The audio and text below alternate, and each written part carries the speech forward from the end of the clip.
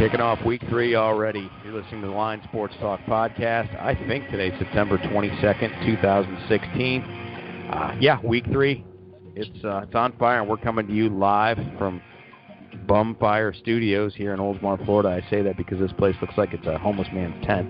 We're in the midst of a little bit of construction right now, but I'm joined as usual by my man, the agent of chaos himself, Joe Peeps. What's up, Joe? Oh, Odell Beckham. If this is a fantasy episode, I must say, Mr. Blonde Mop, you have to do it for me this week. Show me why you're the best receiver in the NFL. I know you've been telling everybody else, but time to make believers out of everybody. Go do it. You got the chance this weekend. You're right. I think it's a good way to get the discussion kicked off here. We are a fantasy episode tonight.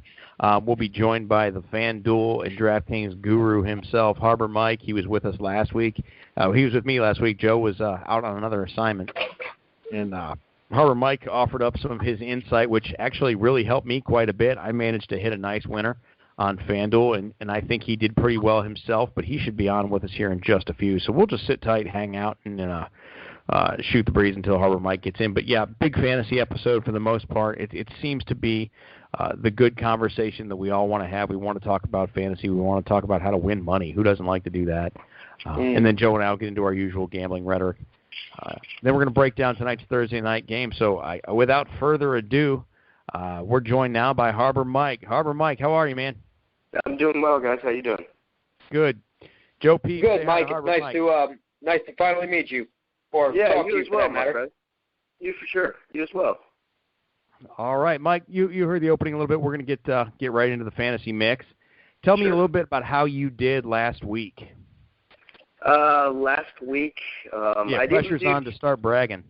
Yeah, right.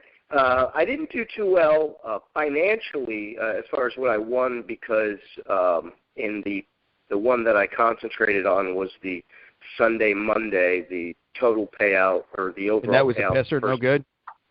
No, that was good, but it just, unless you hit in the top 10 or 15, you don't win any money, whereas when I did the $25 ones with the same result that I had, I would have won anywhere between $1,000 and $7,000, and this time I only won $115. Oh, you poor baby. Yeah, well, and it was a $5 entry, so yeah, I can't complain. No, that's a really nice turnabout.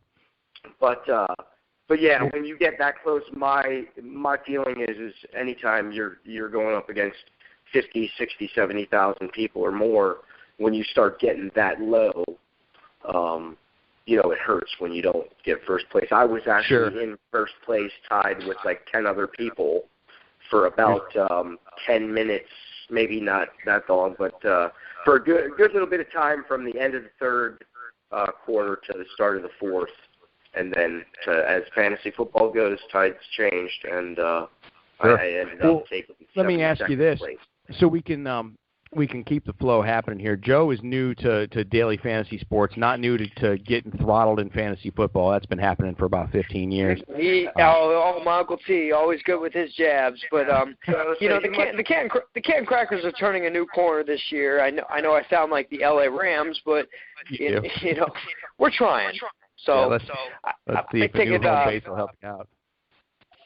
Hey, look, fantasy's hard. Everybody knows fantasy is difficult. You're at the mercy. I pity anybody who took Adrian Peterson this year and got shit on.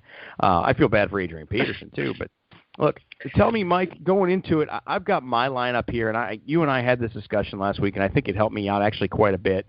And let me just throw at me like 3 of your staple players that you plugged in last week, and then let's just see where they fared. And then I want to get into what you want to do, but a lot of our listeners out there had asked if we can expose who our winners were, what the solid picks were that paid off, and I'm ready to do that too. But yeah, tell me just a little bit about the framework and going into next week.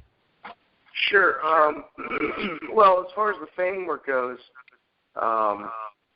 let me look it up. I was more primed to go with this week's. Let's see. Granted, this week's. Whenever you're ready, we can always go back in time. Yeah, this was the Sunday, Monday. Okay. So again, I was focused in a different way. Stephon Diggs paid off for me real well. Okay. So you make that big Sunday night play in Stephon Diggs. Yeah, I concentrated that because I like, those were the best plays to me when I looked at, if you're talking about how to win money. And now FanDuel has changed it to where they now have the Sunday night game and the Monday separate from, like, the big payout Sunday games. I saw that. And that I makes think things that's that much easier. Yeah, I think that could be beneficial to the player. I mean, it definitely is. You now have that fewer choice. You have 4 teams less to choose from. Sure. And like I said, and it doesn't whittle the pool down so much that you have to make that crazy choice because again, that's the reason why, getting back to what happened with me on Sunday Monday game, that's the reason why I lost, is because at the end of the day, that crazy Trey Burton we talked about, sure, he eclipsed what Kyle Rudolph did just by 1.5 points, and that's what broke my back, For the novice out there listening, Trey Burton had a really nice night at the tight end position, but if you're picking from a pool of 13 games, you're not going to fish Trey Burton out of that pool as your tight end starter in all likelihood. You're not. Never. When you're picking out of a pool of 4 games, the probability of you finding him isn't too bad.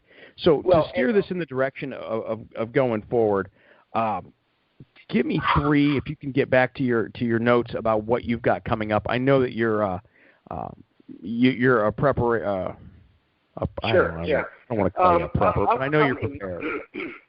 Upcoming, what I like to do is I love Aaron Rodgers this week. You mentioned that. It's at Green Bay. He didn't do so bad last week in a losing effort against a great defense. And I really think, I was reading some articles today about is Green Bay done, et cetera, and are they having problems? Or No, Mike, I don't mean to interrupt you. I'm listening, and I'm trying to learn something. But sure. But your comment there, he didn't do so bad considering. But to me, last week it looked like Aaron Rodgers was completely bothered, and this was not the Aaron Rodgers I'm typically used to watching. What did you mean by that comment? I'm with you on that. I think something was I don't want to suggest that Rodgers might be hurt, but I do want to suggest that Minnesota's defense just might be freaking awesome. I think it's a little comment. I think it's very much possibly that. But I really do something about Mike Zimmer and his defense. They do seem to bother Aaron Rodgers. But I wanted to know is what Mike was saying, that Aaron Rodgers didn't do too bad in a losing effort. I want to know what he means by that. Well, he got you enough points that you could have done something with it. I mean, you definitely don't. It all depends on what he cost last week, and I don't know. I would assume it would be pretty high. So yeah, he was cheaper people to get. But he wouldn't have been a backbreaker. I think he got 19 points. He had to because or 18 points. Yeah. And I think by backbreaker, you would mean like spend $8,100 on a Jameis Winston to go out and put up 3 points. Exactly. Yeah, so to keep that going. But my thing was, definitely last week he was. And getting back to Aaron Rodgers, I really think that it was the Minnesota defense with the brand new stadium, and they were, they were jacked. It was a perfect storm. The reason why I like Aaron Rodgers is because he's going against Detroit, who they're giving up 300 yards a game. They're in the bottom half of the league, and they're giving up 6 touchdowns. Are you pairing Rodgers with anybody in particular? Or do you like to match up and have quarterback to receiver? I will agree. I will agree with our man Mike right here, because I really do. This is a game where, I think Aaron Rodgers needs to come out. I've said this on our last show. He needs to come out and make a statement in this game, and I think he will at home against the Detroit Lions defense that's seemed very suspect through 2 games. That being. Yeah, he's owned Green Bay Detroit for most of his career. Right. Yeah, and if he doesn't bring it and get you at least 3 touchdowns and 290, 320 yards, then something is wrong, and you definitely don't start him next week regardless of the matchup, because you know that there's something going wrong with Green Bay until you've been proven otherwise. Because this matchup, should be easy peasy for him at home. I'm 100% agreeing in that. I agree. Yeah, this should be a vengeance game. Yeah, so I have him paired with Jordy Nelson on a lot of my lineups. Okay. I think Jordy, he's had a touchdown in each of the last 2 games. Okay. He's might being be targeted a lot. Now. Yeah, and he's saying how he hasn't had his legs under him. He's starting to get in stride. So obviously, I think a couple NFL games and a couple weeks of doing the weights and doing everything, I think he's going to be back. Or again, you're going to see maybe his limitations. Well, last week you touched on too, which something that helped me tremendously was targeting the over-unders before you start picking these games and selecting your players in these games. And this is one of the higher totals of the week. It actually, I think it's tied with everything else at 47, being the highest with the exception of one game that I'm going to get into in a minute.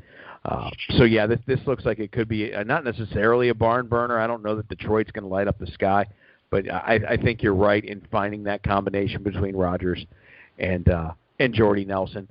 They should hook up. They should hook up for 6 for a score at some point or another in that day. That tends to be, if they both stay on the field, they tend to. Yeah, I actually have a couple lineups where I really like Jordy Nelson and Davante Adams. Okay, so and that I did have that question. Are you sneaking Davante Adams in here anywhere? Yeah, I am. I am in a couple. Like I said, I don't. He's getting a lot of work. Got a lot of looks. Yeah. And Randall Cobb is just unimpressive now. I don't know what his problem is because he doesn't have an injury.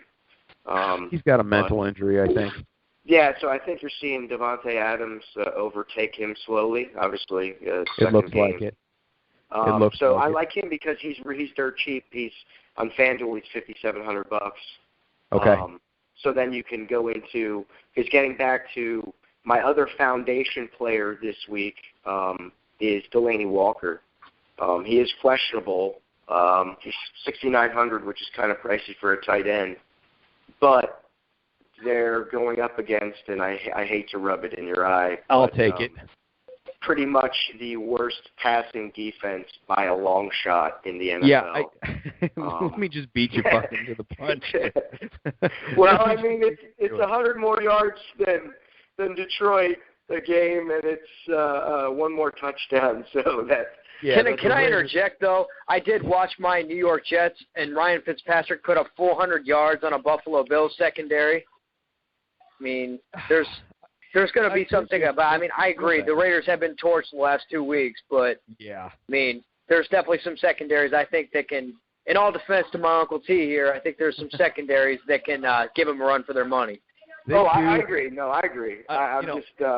One of the areas that I want to get into in a second here is picking players against suspect defenses, and Mike, you touch on that, so it's a pretty good segue into it. It's important, and I don't want to say I found this out because I've known this in all the years of playing fantasy football, that this always amounts to matchups. And with daily fantasy now, you have the opportunity to go ahead and get yourself and pick matchups week to week, whereas in a season-long league you don't. There's a handful of defenses I would absolutely love to start against this week, and the Raiders, unfortunately, is one of them. So Delaney Walker should get 10, 11 targets. He should probably sniff out the end zone one time. I would think so. I mean, I can't think off the top of my head anyone else on Tennessee to start that would be an actual good start against that secondary, because they're just, it's one guy will have a great game and then you won't hear from him for the rest of the year.